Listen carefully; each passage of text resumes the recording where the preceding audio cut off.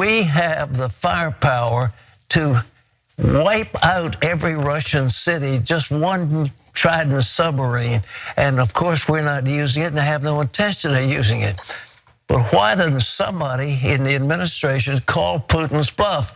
He's bluffing. And every time he says, well, if you do that, we're going to escalate.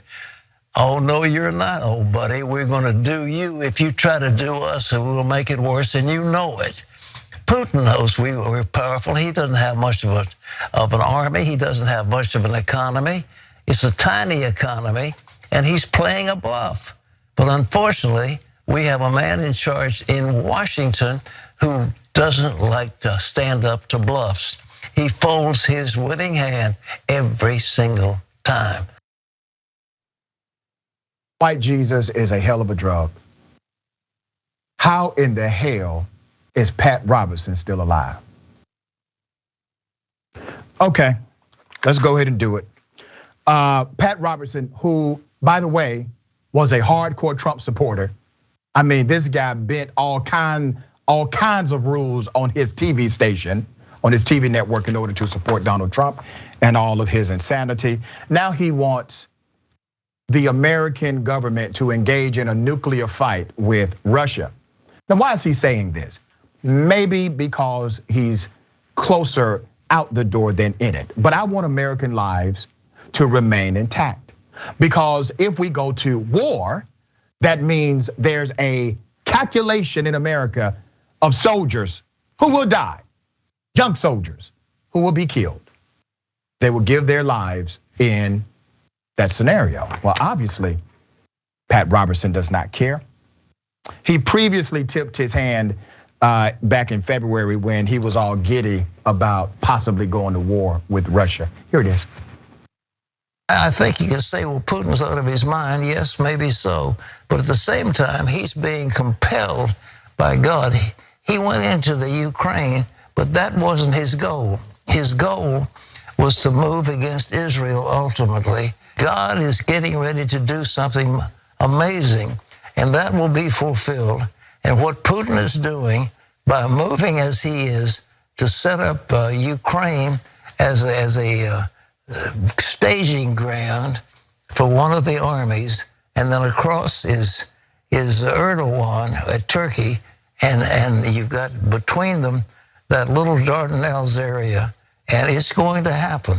So I just say that is what's coming up. Is Putin crazy?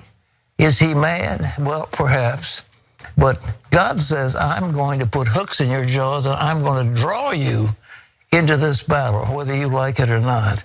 And he's being compelled, after the move into the Ukraine, he's being compelled to move again to get a land bridge and then across the Dardanelles with Turkey, and watch what's going to happen next. You read your Bible because it's coming to pass. Pat, I'm a Christian man myself. God gave me a brain before he gave me a book. You need to sit your ass down.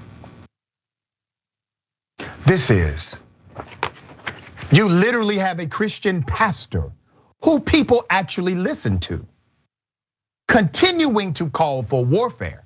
This is not the first time. He has called for the assassination of other leaders. He has called for warfare in other conflict. He has been wrong on his prophecy many times. He simply gets a pass because, let's face it, religion is the best hustle in this country. Jordan, thoughts? Look, this will come as no surprise to anyone, but Pat Robertson has no idea what he's talking about. And it's important to remember that any increased escalation with Putin and Russia and the Russian military will be fought mostly in Ukraine.